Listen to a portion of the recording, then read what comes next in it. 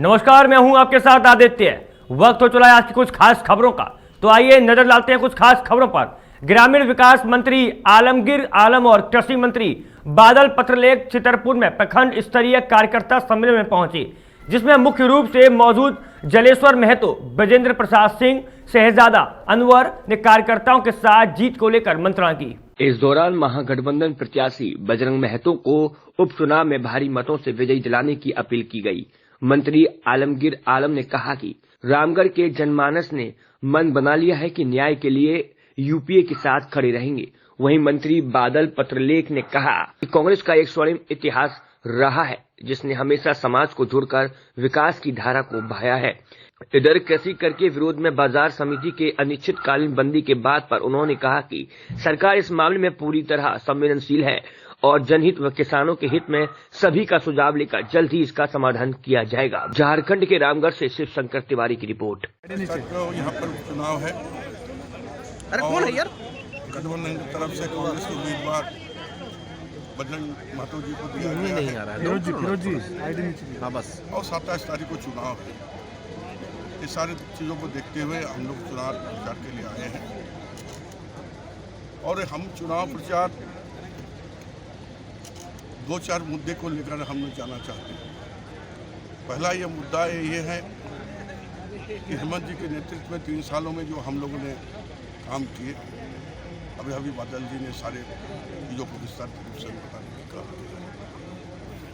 दूसरा, कांग्रेस की जो विचारधारा जो है, हम भाईचारा की बात करते हैं, सद्भावना की हम बात करते हैं, हम गंगा जमुना तहजीब की बात करते हैं और हम विकास की बात करते हैं और सभी की बात हम करते हैं। एक हमारा विचारधारा में हमारे जो पूर्वज ने हमें दिया है, चाहे आज़ादी का पहले से लेकर आज़ादी का बाद तक, उस विचारधारा से कभी भी कांग्रेस नहीं है।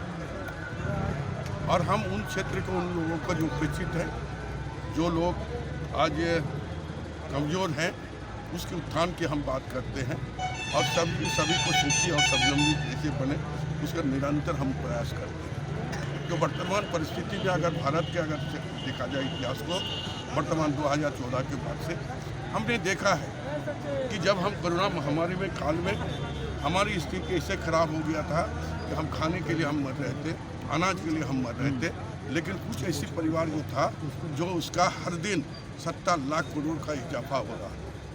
तो हम लोग, हमारी विचारधारा ये था कि हम समृद्धता पर विश्वास करते हैं। ये विचारधारा को लेकर हम जाए। दूसरी बात, जो लोकतंत्र में जो हमें अधिकार दिया है कि दबे हुए, कुचले हुए या जो उपेक्षित है या जो विस्थापित है, ये सारी लोग का लोकतंत्र जो अधिकार दिया, उस आवाज़ उठाने की हम काम करें। मंत्री जी का साफ कहना है कि सरकारी तंत्र का यहाँ दुरुपयोग किया जा रहा है, क्या इस पर सच्चाई? एक मिनट, जो प्रश्न हुआ उसके बाद हमने हमारी जो ममता देवी जो यहाँ की विधायक 3 साल तक रही, और उन्होंने उस समय, आप सब जानते हैं पत्रकार जब है, वो किन के लिए, यहाँ की जनता के लिए, यहाँ के गरीब के लिए, यहाँ के उपेक्षित लोगों के लिए आवाज़ उठाने का काम किया। लेकिन जो भी कारण हो, उनको जेल के सलाखों में जाना पड़ेगा।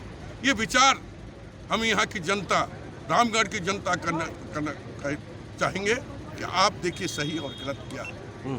यही हम विचार करने, यही 3-4 इशू लेकर हम जाएंगे और निश्चित तौर पर हमें पूरा विश्वास है, हमारे गठबंधन के नेता जो हमारे हेमंत जी को विश्वास है, और हमने 1 नहीं 4 उपचुनाव जीत चुके हैं। 5वां उपचुनाव भी हम लोग जीतेंगे, भारी मतों से जीतेंगे, एक विश्वास है। मंत्री जी, आज बाबूलाल मरांडी ने आपके मुखिया हेमंत सोरेन पे ये आरोप लगाया है कि वो अपराधियों के सैया हैं, और उन्होंने कहावत भी कही है सरेआम कि अब जो अपराधी हैं उनके वो सैया हैं और सैया भय कोतवाल अब डर काहे का। क्या प्रतिक्रिया देंगे आप? भारतीय जनता पार्टी का नेताओं का जो है, एक हम बोलेंगे किसी का भी हम सम्मान से हम बात करते हैं। कांग्रेस पार्टी या हमारा जो विचारधारा है। क्या कहेंगे आप कृषि मंत्री के नाते?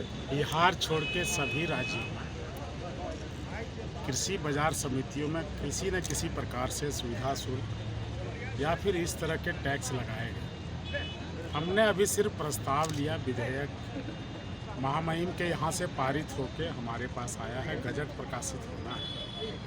उसके बाद रूल्स एंड रेगुलेशंस की बात आएगी, जिसमें कल 2 बार हमने झारखंड चैम्बर ऑफ कॉमर्स के अध्यक्ष और उनके लोगों के साथ वार्तालाप किया, जनाब आलमगीर आलम साहब भी साथ थे। हमने कहा कि रूल्स आप जो भी सकारात्मक सुझाव देंगे आप हमारे अंग हैं और हम आपको कहीं दरकिनार नहीं करेंगे। सरकार जनहित में, किसानों के हित में, मंडियों के जो हालात जर्जर हो चुके हैं उसको लेकर, और हर सरकार को यह कर्तव्य होता है कि हम अपने रेवेन्यू को, रिसोर्स को क्रिएट करें।